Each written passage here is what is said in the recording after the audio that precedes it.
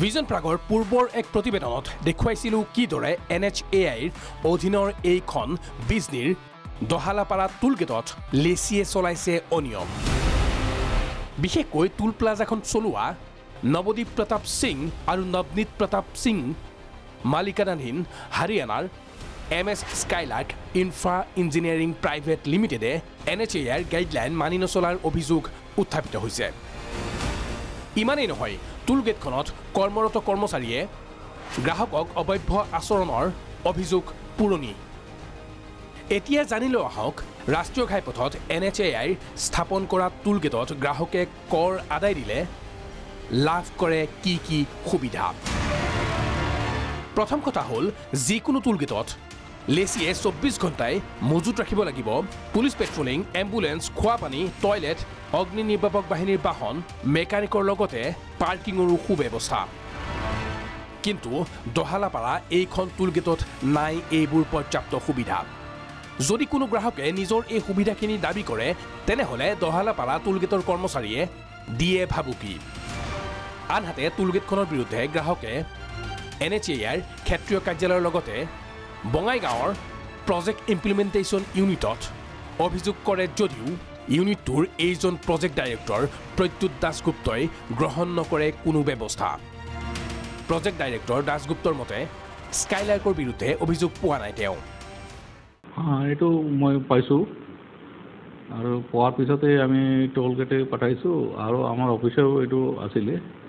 এইটো প্ৰাগ নিউজৰ পৰা বিচাৰিছিলে আপোনাৰ টোলৰ লোকেশ্যন আৰু কোনে এজেঞ্চি কাম কৰি আছে আৰু সাব লিষ্ট কিবা দিছে নেকি তো আমাৰ লোকেশ্যনটো হয় NH 27 আৰ্লিয়াৰ এইটো আছিলে NH 31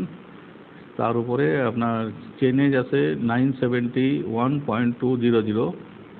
আর এজেন্সি হচ্ছে Skylark infra engineering private limited আর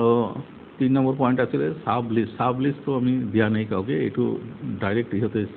চালাই আছে হ্যাঁ ডাইরেক্ট স্কাইলার্ক ইনফ্রা ইঞ্জিনিয়ারিং কিছু অভিযোগ আহিছে পাব্লিকৰ ফালৰ পৰা অভিযোগ দাখিল কৰিছে আপোনালোকে স্কাইলাৰ্কেৰ কোনো অভিযোগ তো মই পোৱা নাই পাইলে আমি এইটো ইনভেষ্টিগেশ্যন কৰি এইটো প্ৰপাৰলি ৰিপ্লাই কৰিম দাসগুপ্তৰ ভাষ্য সঁচানে তেনেহলে দাসগুপ্তৰ BONE.NHAI.org আৰু